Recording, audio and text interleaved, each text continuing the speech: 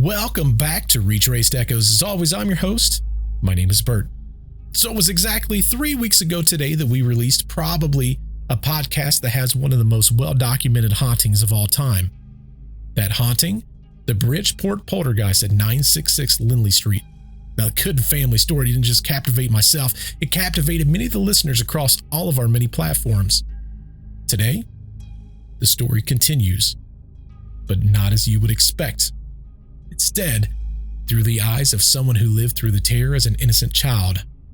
Joey, a young boy who frequently stayed at the Goodins, he's come forward with his own haunting experience that stretches far beyond the walls of Lindley Street. The story that we're about to tell is not for the faint of heart. Joe's encounter with the supernatural were both personal as well as relentless, shadowing over 50 years of his life. As we delve into this chilling recount and retelling of his story, be warned, this episode, it contains unsettling content that you might just want to let your children sit this one out. Technical glitches plagued our recording of the full interview that I plan on releasing. We had everything from lost video. I don't know how I'm going to edit this when it's all said and done. We have lost Joe's video feed at this point. We still have the audio, so I'm going to keep moving forward to distorted audio. Like she was doing with me before Laura walked back in the house. Sam was singing. And unexplainable interruptions. Now, just so everyone's aware, we've had a lot of complications during this interview, and I can't tell you exactly why. I think this is like the 9th time we've had to start and restart. Now, some will believe that malevolent forces, they might be attempting to silence those who dare to reveal their secrets. Now, while we can't confirm these claims, the sheer number of occurrences we faced suggested something or someone that didn't want the story told. Before little Joey could step foot in the Goodin household, his life was marked with both turmoil as well as dysfunction. Born in Bridgeport at St. Vincent's Hospital in 1966, Joey's early life was overflowing with instability as well as dysfunction. His parents' troubled relationship, it only lasted 5 years. That exposed Joey to scenes that no child should ever witness. Their separation, it led Joey and his mother to move frequently, seeking stability, but finding very little. They eventually settled in an apartment on Federal Street in Bridgeport, a place with its own challenges. In a twist of fate, Joey's mother became involved with a notorious biker gang. They were called the Pagans, and they had a chapter in Bridgeport at the time, and my mother kind of hooked up with the leader of that gang, and they moved into our place on Federal Street. Life with the biker gang was both chaotic as well as perilous. Now, that added to the instability that Joey had known since his parents' separation, but despite these challenges, the true horrors of Joey's life would later unfold during his stay with the Goodins. His early experiences with the biker gang, they were but a shadow of the supernatural terrors yet to come. In the middle of 1972, Joey's mother brought him to Laura and Jerry's house for the very first time. When Laura opened the door, come on in. She greeted Joey with a warm smile. Don't you remember me? Asked if he remembered her. Now, Joey, he was feeling shy and unsure. He didn't remember Laura, but her kindness was evident from the very start. Now, Joey's first day at the Goodin house, it did take a terrifying turn within the first hour and a half. Laura noticed that Joey's clothes, they were dirty. They didn't fit him right. And worst of all, he had lice in his hair. Determined to help, she drew a bath. She filled it with bubble bath. After settling Joey into the tub, Laura stepped out of the bathroom, promising to be right back. I'll be right back. As soon as she left out of the bathroom, the door slammed shut, and I got dunked under the water. And I was trying to get up and kicking, and I was being held down by my head, and I passed out. When Joey regained consciousness, he found himself beside the tub with Laura by his side. Joey, wake up! She believed that Joey had fallen and hit his head, thinking that he had gotten out of the tub, slammed the door, and slipped and fell. But Joey knew the truth. He had been held under the water by an unseen force, a malevolent presence that made itself known within hours of his arrival at the Goodin household. Now, though this was his very first visit to the home, there would be many to follow. Joey's stay at the Goodin's house, they became more frequent. and longer in duration. Initially, his mother would just go and pick him up, but over time, she began to leave him there for extended periods. Now, despite this, Laura and Jerry, they welcomed Joey and treated him with love and care. But not everything in the household had his best intentions in mind. Now, initially, Joey's stay at the Goodin household, they were relatively calm. Activity would happen, but even Joey sometimes could explain it away. It wasn't until a couple of months later that he began to notice things that defied explanation.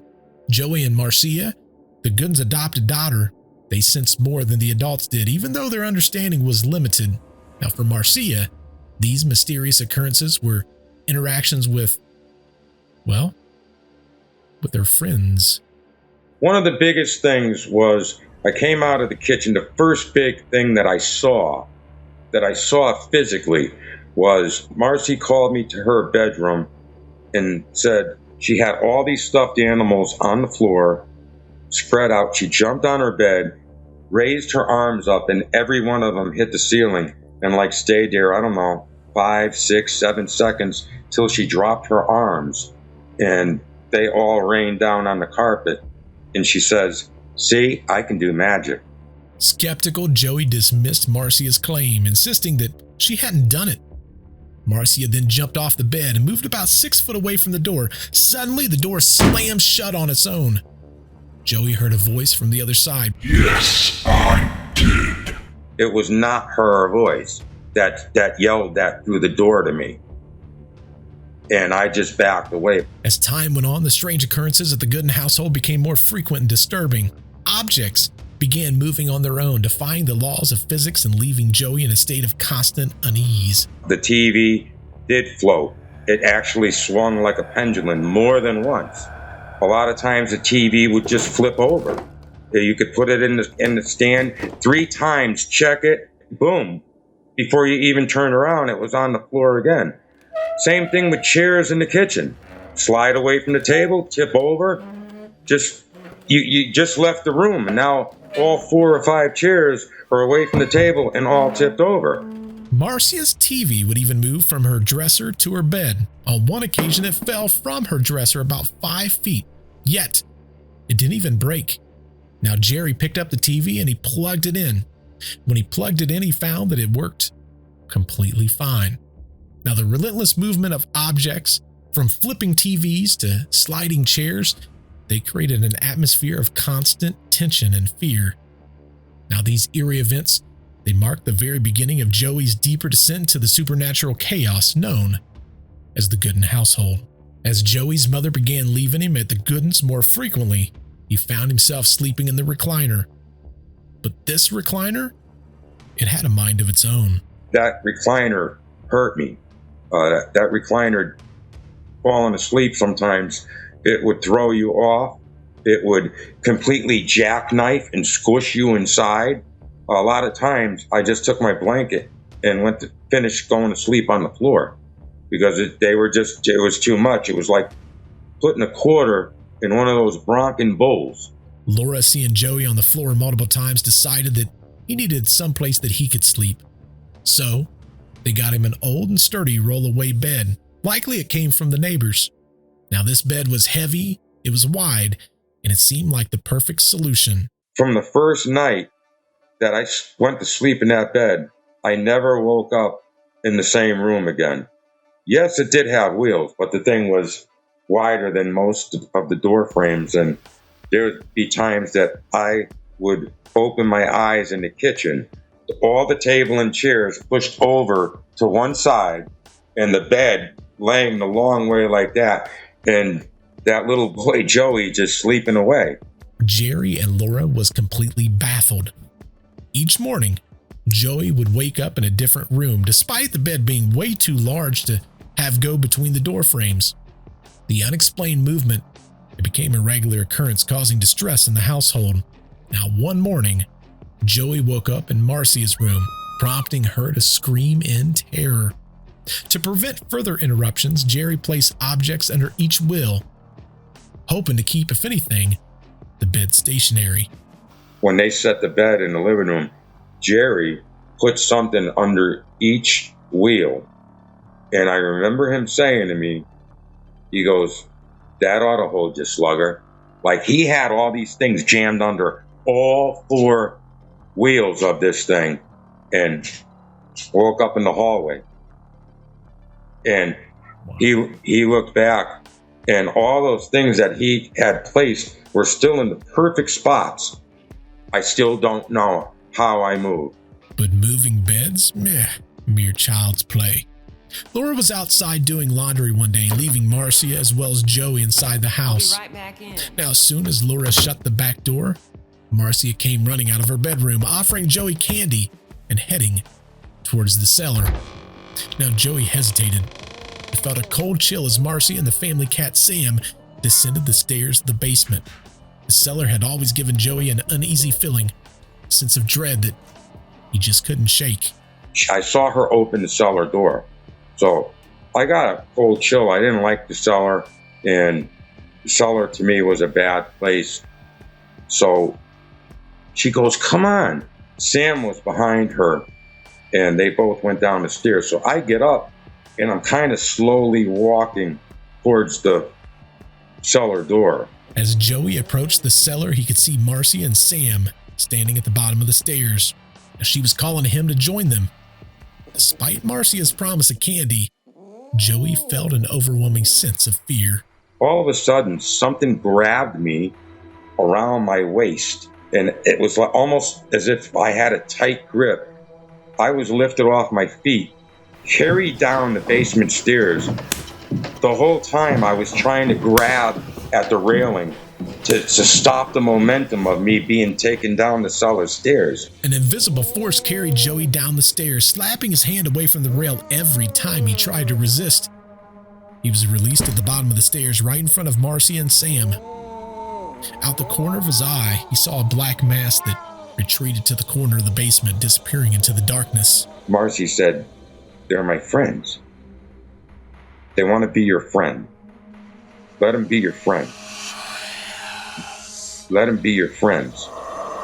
You're going to let them be your friends? Tell them they can be your friends." And I started saying it, "Okay, you can be my friends." As Joey reluctantly repeated Marcia's words, the black mass shot from the corner of the room and forced itself right down his throat.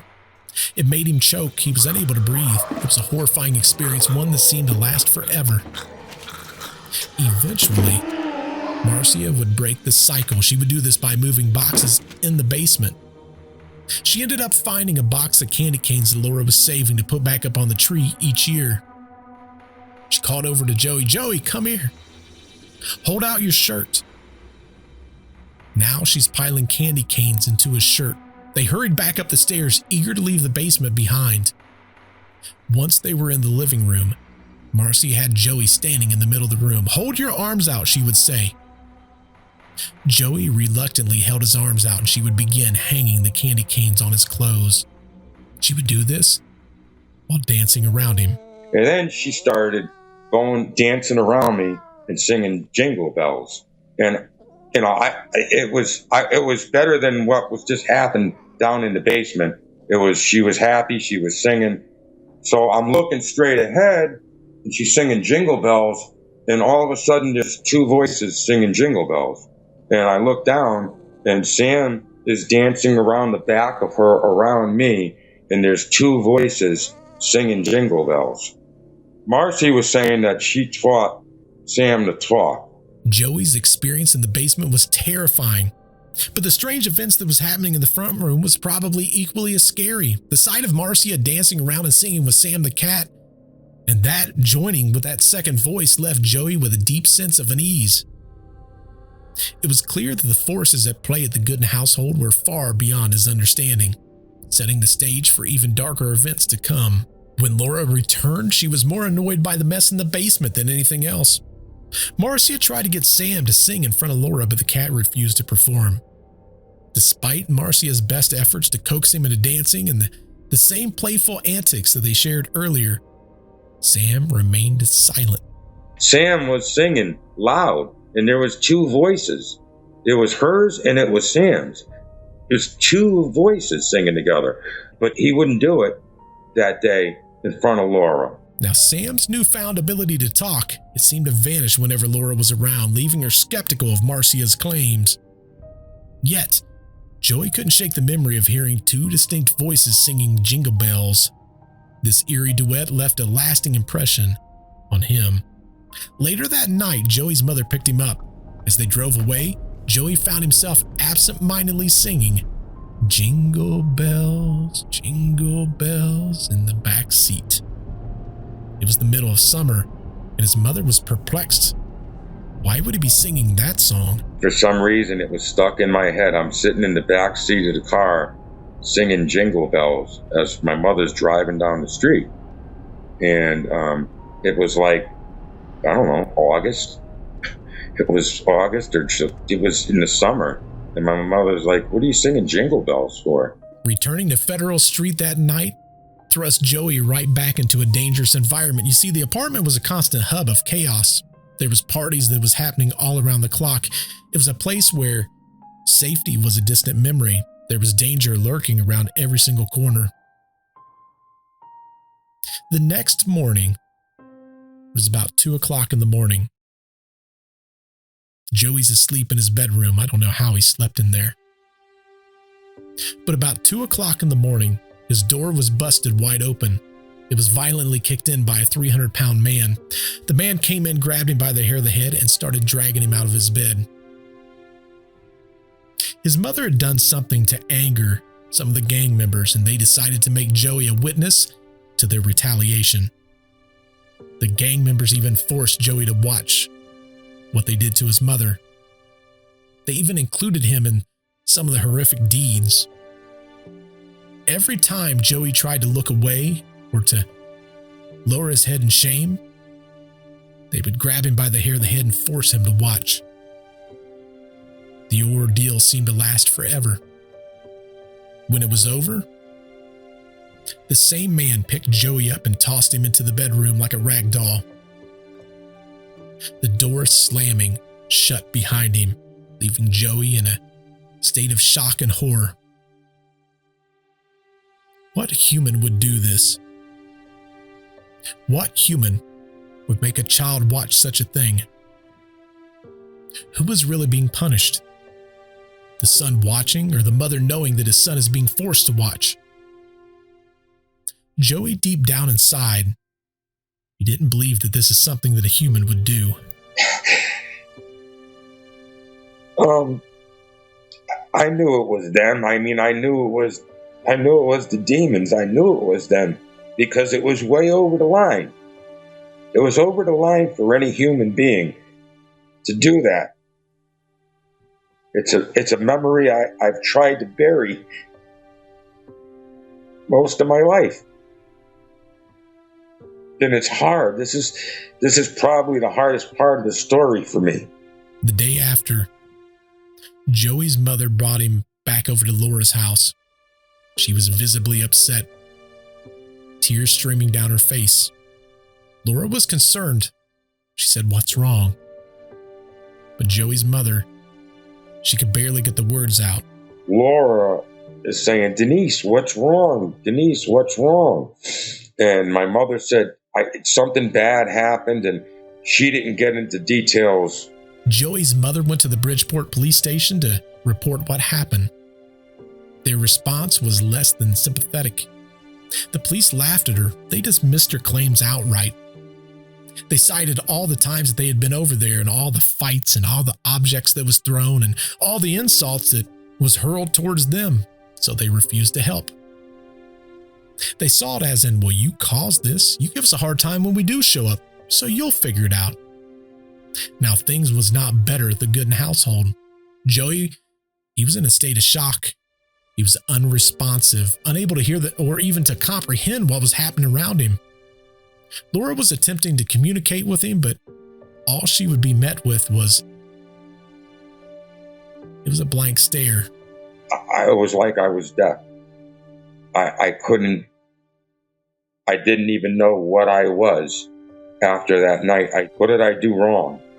No, what did I do? I did something bad for them to do these things to me. Even though everybody was trying to make conversation with Joey, no one was getting through. No one except for Joey and Joey's mom knew exactly what happened that night. At least, That's what Joey thought. Sam came over to me and said, "What happened, Joey boy? What happened, Joey boy?" I was in shock. I couldn't hear anything anybody else was saying, but Sam kept coming over to me, repeating that maybe 10, 20 times, and sometimes laughing in between. Sam's repeated questioning and mocking laugh only made things worse. The cat's voice was never constant. It always sounded different, which added to the unsettling nature of the encounters. Sam's ability to speak and his apparent knowledge of Joey's traumatic experiences, it further blurred the line between our world and another. The real turning point for Laura and Jerry came when the disturbances started to change. They started to escalate. It was no longer about misplaced items or some of the weird things that was happening around the house. Joey talked about a time when he was eating lunch in the kitchen when chaos erupted. Plates and saucers and coffee cups and silverware began to fly and crash in the background. It all happened in a blur. Laura's reaction was that of shock and denial. She would be heard telling herself, "Am I going crazy?" Now Jerry, on the other hand, he had a slightly different approach. He was trying to have a sense of humor about it all. One night when Joey's bed moved yet again, Jerry would joke and say, "They just don't want you in the living room." It was his way of trying to cope with the situation. The disturbances continued to escalate, and Joey and Marcia, they were the first to witness some of the very unnerving events that was happening inside the house, one of which being the refrigerator in the kitchen. It lifted off the ground, floated about 8 to 10 inches. It would move away from the wall, and then it would go right back, and then it would set itself right back down. One night, Joey was laying in his rollaway bed, trying to find some rest for the evening, but he had an overwhelming feeling that something was looking at him. As he looked into the darkness, he would see countless pairs of evil eyes staring right back at him. The feeling that he had was overwhelming. He tried to look away, but he found himself unable to move. Pulled the blankets over my eyes, and I squinted my eyes as tight as I could. And then I lowered the blanket back down, and I opened my eyes, and they went from being in the background to like right there. And as soon as I looked in the eyes, I got sucked in, and I couldn't look away, and I was paralyzed. And they were talking, and one of them was saying, "Take him, take him, take him now." With one of them urging them to take him now. The other one saying it wasn't the right time. Joey was trapped in this horrific stare, unable to break free or even to move. It felt as if an intense weight had been placed on him, holding him in that very spot. He felt completely helpless. It was like a 300-pound wrestler that had a hold on you, and you just couldn't get out. I tried to pull out of that glare. The demonic presence eventually released its grip, allowing Joey to lay back down on his bed. As soon as his head hit the pillow, he heard a chilling voice attempting to sound gentle, but failing miserably. The voice wished him a good night. No matter how much they could try to talk in a gentle, loving voice, it doesn't come out that way. The attempt at a loving tone only amplified the terror, making it clear these entities was far from benign. The situation with Sam, the family cat, it grew increasingly disturbing. What started as an eerie, sporadic vocalization escalated into something far more sinister. Sam began walking around the house, cussing and making a scene, a behavior that had everyone on the edge of their seat. He was no longer hiding his ability to speak. Laura, horrified by Sam's behavior, would often pick him up and throw him into the basement, shutting the door behind him. Now, one might think that this would put an end to the disturbances, but Sam's behavior only intensified. He would scratch at the door, yelling profanities, demanding to be let out. The cat's anger and words filling the house, forcing Laura to turn the TV up to try to, if anything, drown out the noise. things were only getting worse in the household. The constant disturbing events and Sam's unsettling behavior created a home of anxiety and fear. This prompted an intervention by the renowned and well-known paranormal investigation duo of Ed and Lorraine Warren. Their first visit to the Goodin household marked a pivotal moment in Joey's terrifying journey. It was during the daytime, and Joey was present, observing the events that unfolded with a mixture of fear as well as curiosity. Now, Ed and Lorraine, they were introduced to the family, and they were brought there with a psychic medium named Mary. As Ed began the investigation, he would walk around the house calling out and commanding to the entities. He would use a system of knocks, 1 knock for yes and 2 knocks for no, as he would move from room to room, trying to establish communication with the spirits. Ed got there. He was the first one to walk around the house, calling out 1 knock for yes and 2 for no. And when he did this, he was going around to each room and doing this. So he'd go in the kitchen, call these commands out, nothing would happen. He'd then go in like one of the bedrooms.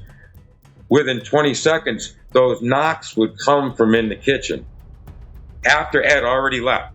This was an eerie game of cat and mouse, with knocks being answered in different parts of the house. It was enough to convince the Warrens that there was definitely something supernatural that was happening. The spirits seemed to be toying with Ed, though, as he would go to one room and ask for the knock system. He would get nothing. He would go to another room, and in the room that he was just in, he would hear the knocks. For him, that was all the proof that he needed. Ed and Lorraine, they were seasoned in dealing with this type of phenomena anyway, and they quickly realized the gravity of the situation. Now, while Ed was conducting his investigation, Lorraine stayed with Laura and Jerry. She was offering them support and comfort. Now, they made Joey and Marcia stay in the living room just to kind of keep them safe and out of the way. The Warrens concluded their initial visit and discussed the situation in the kitchen. They determined that the house was under some form of possession. They also discussed the possibility of bringing in a priest to bless the house as well as everyone inside the house. Plans were made for future visits, but between the Warrens' first and next visit, the news of the haunting spread very rapidly. Neighbors, some who was honestly very concerned and others that was driven by curiosity, began to show up. Now, this added to an already tense and chaotic environment.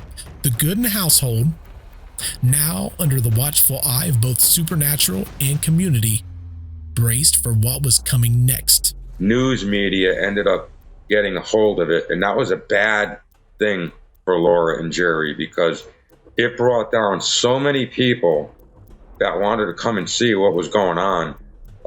It was a swell crowd of over 5,000 at one point. There was one day that Joey's aunt decided that she wanted to pick him up. It took her 45 minutes just to get down the street, just based on the sheer number of people that was there. Now, Joey's aunt, she was 18 at the time. What a fun age. She was a pure bona fide skeptic. She believed that the stories was nothing more than exaggerated tales, and she wanted to know the truth for herself, and she wanted to see them with her own eyes. Her visit to the Goodin's house would change her perspective drastically. When she arrived, she witnessed something so disturbing that it caused her to grab Joey by the arm and run out of the house in pure terror. She grabbed me by the arm and went running out of that house and into the car, and oh my God, oh my God, oh my God. She's trying to light a cigarette, it's falling out of her mouth. She picks it up, puts it back in, tries to light it, drops the lighter. Her hands were shaking uncontrollably. Now, for Joey's aunt, the non-believer, this encounter, it was a shock to her core. The reality that the supernatural occurrences that was happening inside the Goodin house, it shattered her skepticism, leaving her deeply rattled. When Ed and Lorraine Warren returned to the Goodin house with a priest, the atmosphere, it was charged with fear and anticipation. As they entered, it was a very interesting sight to see when 6 or 7 officers who had been, again, we're talking about police officers. These are people that have seen so many different things. They were visibly shaken by all the unexplainable events that was happening inside the house. As they saw the priest, they kneeled down to their knees. One officer, speaking for the entire group, asked the priest for a blessing before they went home from their shift.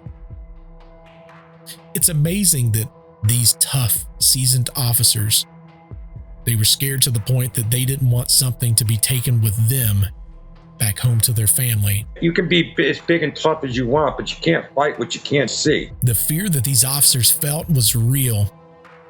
If anything, it highlighted the intensity and the reality of the supernatural occurrences that was happening inside this home. That night, it would be Joey, Marcia, and Rose Marie that was gathered around the recliners, along with Ed, Lorraine, Jerry, and Laura. In just a regular occurrence, Ed reached into his pocket and pulled out a thing of lifesavers, and he flipped one into his mouth, and as he looked around, he saw 3 little kids that was eager for a piece of their own candy. So, being who Ed was, he would give them each a piece of candy. However, this very simple act of kindness would be twisted into a hurtful rumor. It was alleged that the Warrens had given drugged candy to the children. Sickening.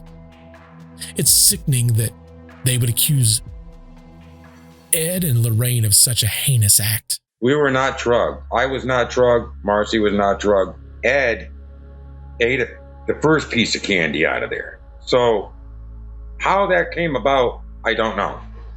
I don't know even how that rumor started, but again, inaccurate. For someone to say that some grown adults that have somewhat respect would give drugs to kids, it should have never even come out like that, because so untrue.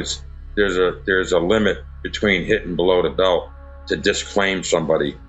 You can't go around and tear someone down by making up these fabricated things. Now, the fact that the Warrens was there, if anything, it provided validation that, hey, there's something probably going on here. The house is probably haunted. But the same token, it also brought scrutiny. The claims of drugged candy was just one of many fabrications that clouded the truth about what was happening inside the house. Joey's testimony, for me, serves as a crucial reminder of the real experiences of those who lived through the haunting, beyond the rumors and the exaggerations. To make matters worse, things hit somewhat of a breaking point when Marcia admitted to faking some of the paranormal activity that was happening inside the house. Technically, she admitted to trying to tip over a TV, but then it kind of snowballed into more things. You got to understand, this house had so many people around it. There was so much money that was being spent by the police just watching the house. If anything, the police, they wanted this done. They didn't want to babysit this house anymore. So the speculation of a hoax occurred. She did it and she admitted to it. But with everything that was going on, with the crowd in front of the house and the constant police presence, and it was too much, and they were looking for a way to end this. The fact that the public was so enamored by this house was something that nobody anticipated. If anything, this had become a huge burden for the city. Marcia's actions had been seen as, if anything, for the police as well as the mayor, was to close the case. However, her faked account did not account for the numerous unexplained events that was happening inside the house, and oftentimes as witnessed by police officers inside the home. Marcia was not responsible for levitating a refrigerator that was 3 times her size, or for picking up a TV and swinging it like a pendulum in front of police officers. These incidences was beyond her control and clearly indicated that there was something way more sinister at play. Yet, the authorities, especially when it comes to the superintendent of the Bridgeport Police Department, Mr. Walsh, was under pressure from the higher-ups, including the mayor, to resolve the situation. He used some type of psychology. So, we're going to tell everybody that you were just doing magic tricks and you tricked us. Okay. And the way it was presented to Marcia was in a way that she was almost going to be a star. So she went along with it. I remember when I looked up, Laura and Jerry were standing behind her in the kitchen chairs, behind the kitchen chair. And they just both had a look of horror on their face that they couldn't believe that this was happening, when they knew that everybody saw what was really happening. And now this was being put on Marcia. Now, as Joey got older, he was able to look back at this situation and kind of understand what happened. As an 8-year-old, he couldn't. He was able to understand that Laura and Jerry in that moment realized that with this forced confession, it would lead to skepticism. It would lead to ridicule. He understood that they was probably worried about the judgment and the potential slander that they would face, knowing that the truth was being buried in this very convenient but false explanation. Now, in the aftermath of the chaotic events inside the Goodin household, rumors and hearsay, they only added to the confusion.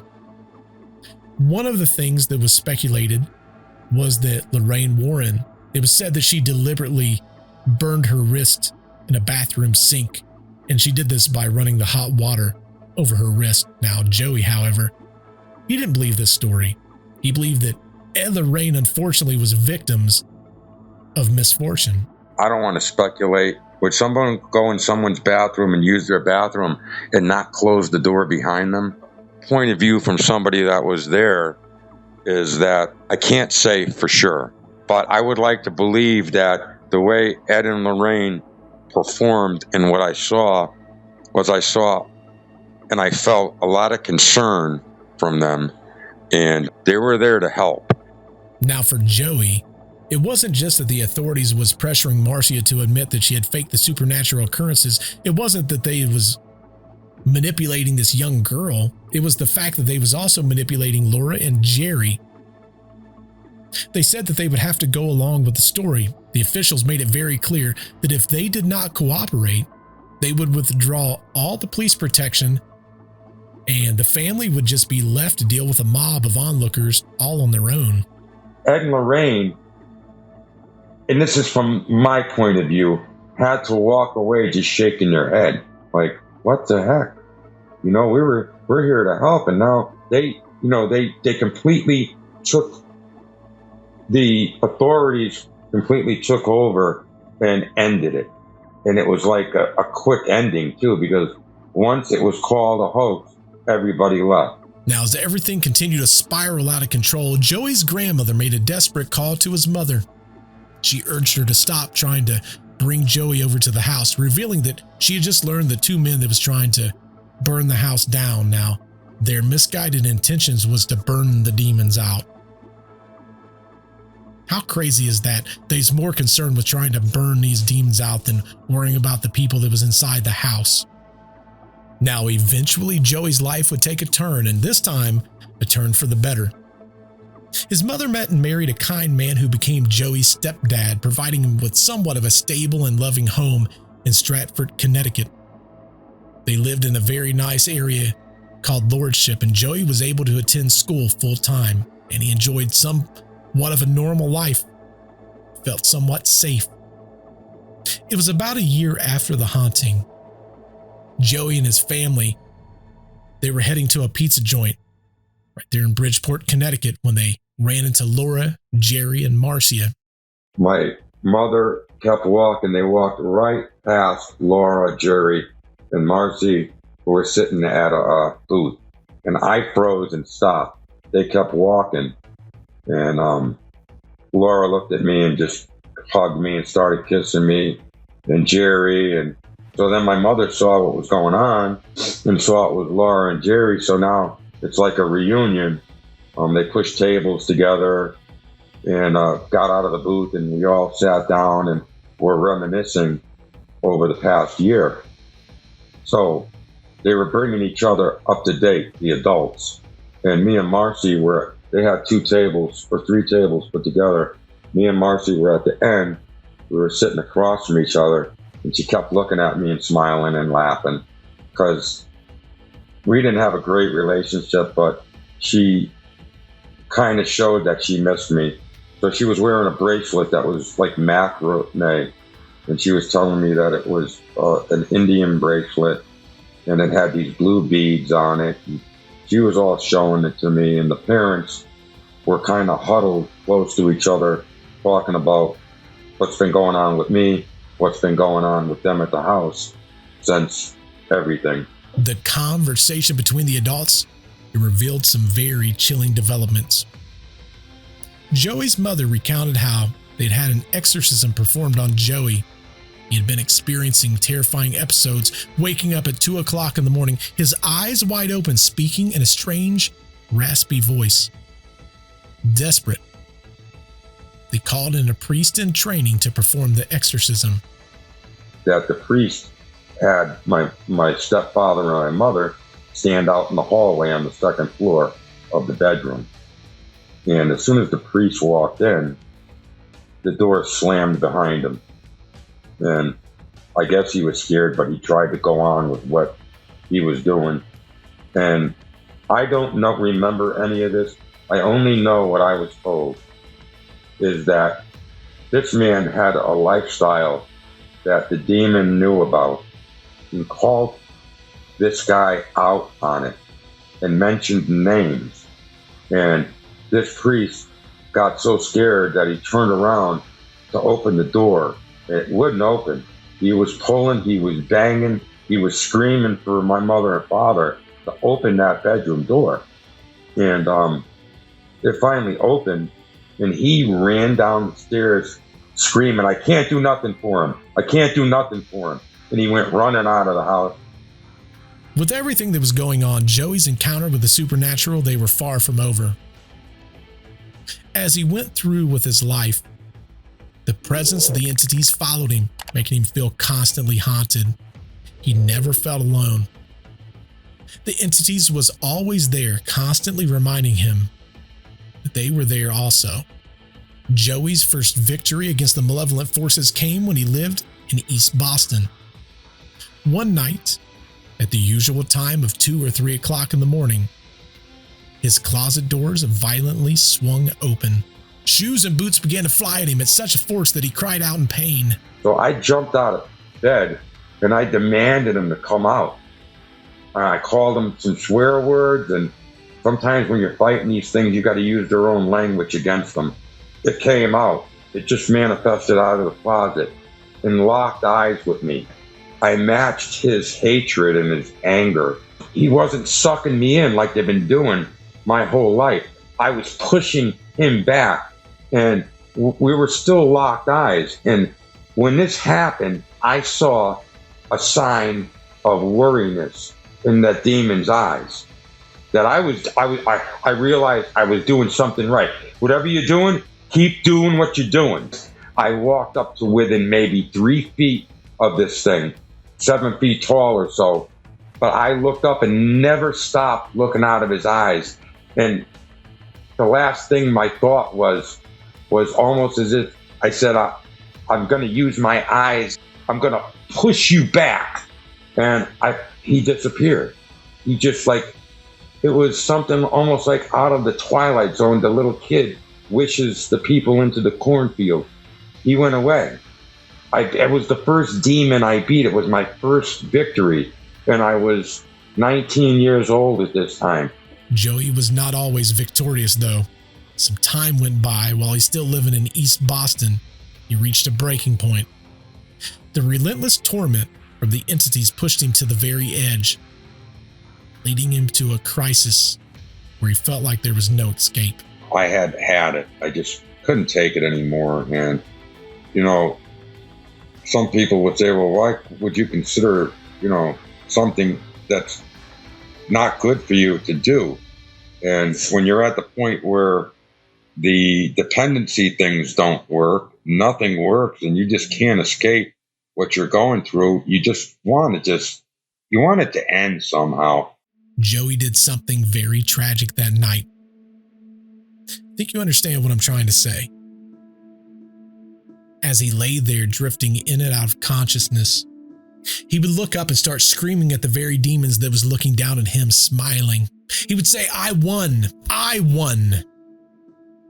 He would say this with his very own smile. See, he saw this as a victory. But the only victory, the only real victory for Joey that day was the fact that there was an unexpected guest that showed up at his house, and they saw some of what happened without finding Joey. They called for help, and that ended up saving his life. Joey ended up at a mental hospital for a 30-day observation. This was not a voluntary stay. It was a forced measure because they wanted to make sure that he was going to be okay. It was a hospital, Bridgeport State Hospital, Massachusetts. And Joey found himself in a day room filled with people who seemed to be lost in their own worlds, talking to themselves, laughing, or they were crying. It was a very sad situation. I get in this place and I am in a Johnny, and I am in a day room with all these people walking around, talking to themselves, laughing, crying. I mean, it was so bad in this hospital. No one was even given a plastic spoon or a fork. Everything was finger food. The 30 days I was there, it was nothing but peanut butter and jelly sandwiches, carton of milk, or an apple or something. There was nothing. They made sure there was nothing that so no one in there could hurt themselves. With all this chaos that was going on, Joey encountered an older gentleman who seemed different than the others.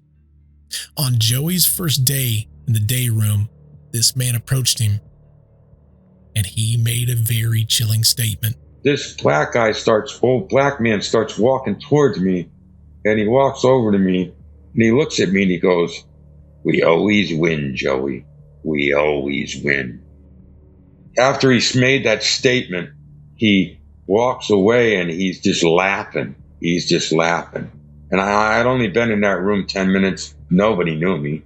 No, I don't even think people knew their own names. A couple days later, I'm sitting there eating a sandwich, and he comes and sits next to me. When he was in the back of me, I felt his presence. And he comes and he sits down next to me, and he goes, "Don't worry, Joey. I got a couple too."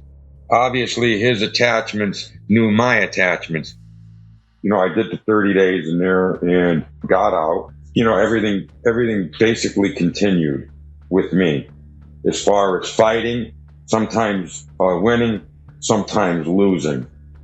Fast forward from Massachusetts to 25 years later, living in Florida. Joey's battle with the supernatural continued. The entities that haunted him from a little boy all the way to now, they refused to let go. There was 3 final attachments that was relentless, almost driving Joey to the point of madness. I had 3 last attachments I couldn't get rid of. And I mean, these last 3 that refused to leave, they really, towards the end, just about drove me crazy. Now, Joey described the constant banging that was happening inside the house, and it was happening several times a week. The banging was so loud that it was echoing through his entire home. It was making it so he couldn't get a good night's sleep. There's no way to block it out. Toilet paper in the ears, everything. Now, Joey would just deal with this for years. He would deal with the sleepless nights, the banging that would happen on the walls that would start at 1 o'clock in the morning and go until the sun would rise. And all of this would show on his face. He would have the deep, dark bags underneath his eyes. Now, despite all of this, he would never tell anybody. He would never confide in anybody. He feared judgment. He didn't want to be seen as being crazy. Now, desperate to rid himself of what he perceived as having these demons, which eventually would be shown as just that, having demons, he finally told a friend. And this friend helped him in ways that he would never truly understand until right now. That friend helped him reach out to Tony Spera, of the New England Society of Paranormal Research. Now, many of you will probably know Tony Spera as being the son-in-law of Ed and Lorraine Warren. He's the one that took over everything after they passed away. Now, Tony developed a relationship with Joey, and Tony documented all of their conversations, which spanned about 20 hours. Now, Tony quickly assembled a team, and he contacted an archbishop in Canada by the name of Archbishop Plato.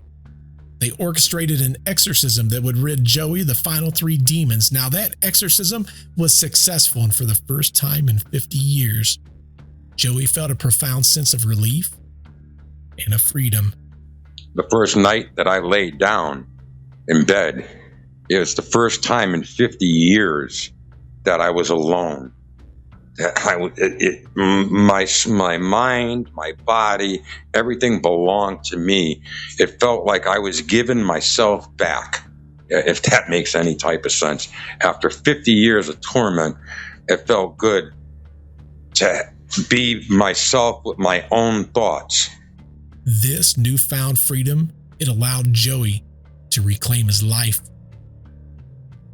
The support from Tony and his team, as well as the enduring legacy of Ed and Lorraine Warren, they provided Joey with the strength, if anything, to move forward.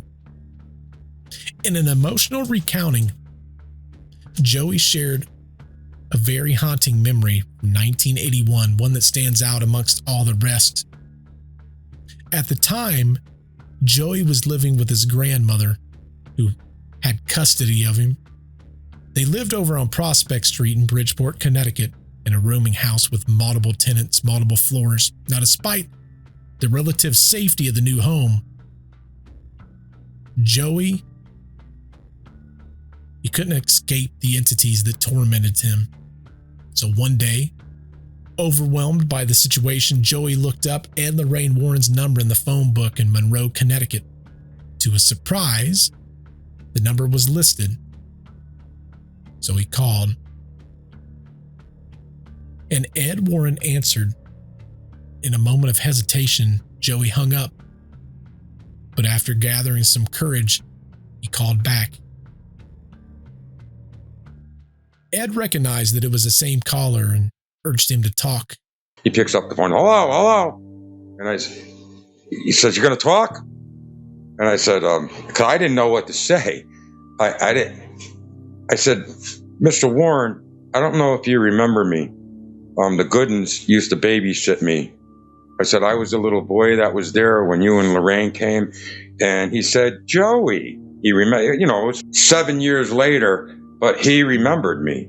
And so right away, he's like, "Hey, how you doing? Where are you?" And, he's catching up with me as far as, what I've been doing the past couple of years. And I explained to him that I was living with my grandmother.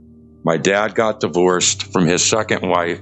So my grandmother had custody of me, and I was living on Prospect Street. And then he asked me, he said, "So how you doing?" And I was calling him in Lorraine because I wasn't doing good. 15 years old, I was under full attack from these things. So there was an awkward silence where I didn't say nothing. And I wanted to say, "Help, please, come, run."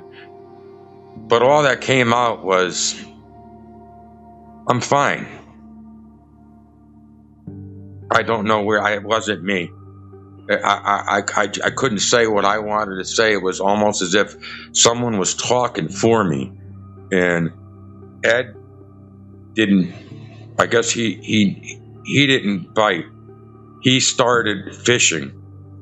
And he said to me, "Are you sure? You don't sound all right." And I said it again. I said, "I'm fine. I'm fine." And he went from saying that to, if there's something going on, me and Lorraine will come down to your grandmother's house. We'll come down, kid. That's what he said to me. And he says, again, I said it a third time. I said, I'm fine. And the conversation ended up into a little more small talk. And then he left it. He left it like this. He said, Joey, if you ever feel that you need me and Lorraine, you know we'll come, right?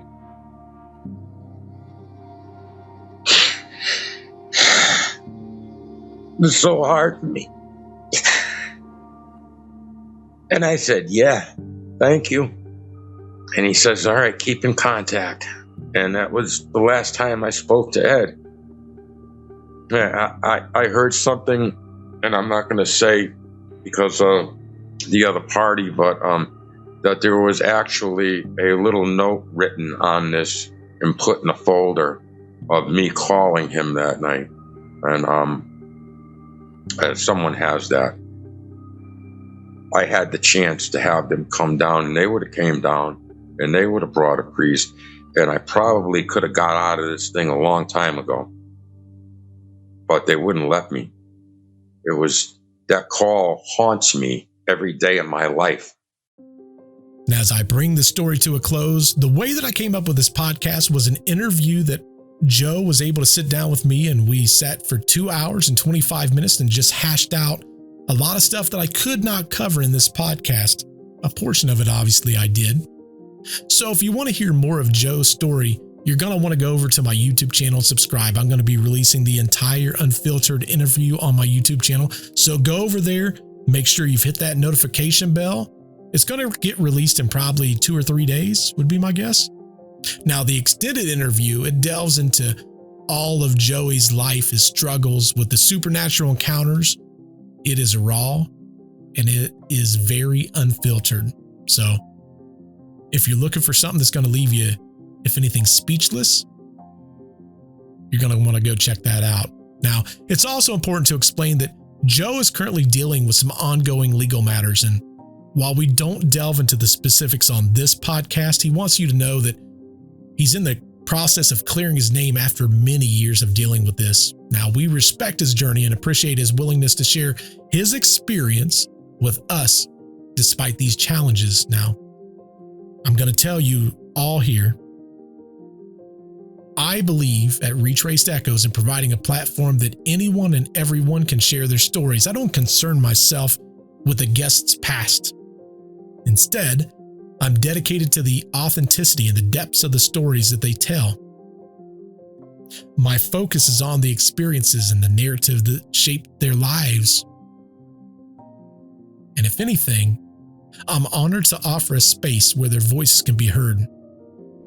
Now, if you're not ready for the stories to end, you can go over to my other podcast called Deceptive Reality. Every single Friday, we release a new episode. I do it with my co-host. His name is Nick. And we delve into some of the greatest unsolved mysteries of all time. So we've covered everything from Mothman, Bigfoot, UFOs. We even throw in from time to time a little true crime. Also, as you can probably assume, some of the greatest hauntings that are also unsolved. And again, we release every single Friday, so you're going to want to check that out. I want to thank you so much for listening. If anything, stay curious, stay vigilant, and until next time, keep your echoes alive. Until I see you next time, goodbye.